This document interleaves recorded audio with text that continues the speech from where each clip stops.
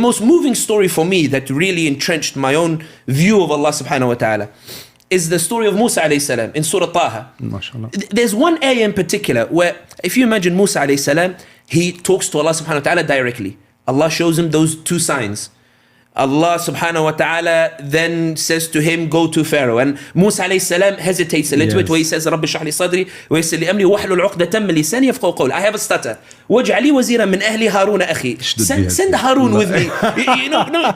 Allahumma, I know you're there. Send Harun with me. There are two things here. The first is, Allah doesn't respond with anger to Musa alayhi salam for suggesting that Harun might offer him something that Allah subhanahu wa ta'ala cannot offer. It's almost as if Allah subhanahu wa ta'ala is saying, I know what my servant is like. I don't mind reinforcing you with Harun. You can, but it's the next part which links to your point about Inna Allah la yughayyiru ma biqawmin hatta yughayyiru ma bi anfusihim, that Allah does not change the condition of a people until they change what's in themselves.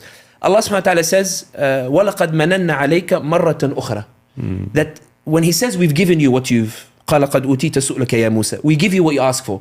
وَلَقَدْ مَنَنَّ عَلَيْكَ مَرَّةً أُخْرَى. And this is another time that we shower our favor. And the reference point that Allah uses, and this is the point, he doesn't use a reference point when Musa alayhi salam asked.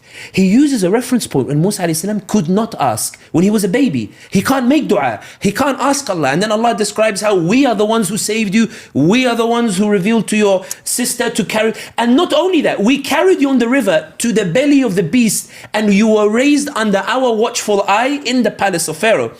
The implication is, Ya ibadallah, why do you talk about Allah subhanahu wa ta'ala as if he does nothing until you ask? Why do you talk of Allah subhanahu wa ta'ala as if he's on the substitutes bench until you call him to be with you on the pitch? Why do you talk as if he has no relevance whatsoever until somebody calls out and says, Ya Allah? Why is it that the perspective is not, Allah is the one who created it, Allah is the one who knows what's happening, Allah knows where the goals are, Allah knows what can change, Allah knows the dynamics, and Allah is therefore there. Therefore, that alone is sufficient for you that even if you don't know, move, go and do something.